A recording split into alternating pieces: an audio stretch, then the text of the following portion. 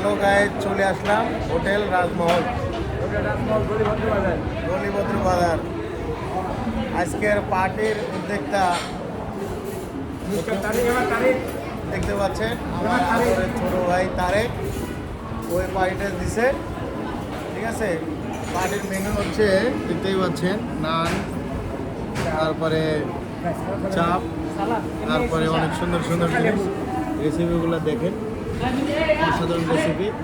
এই যে দেখতে পাচ্ছেন, এই যে হিরো, পুরা হিরো, অস্থির লোক তো সে। ও আয়ান তো আবার সেই লেভেলের লোক দিছে, দেখেন সেই সেই। গাইস আমরা এখন খাওয়া শুরু করি।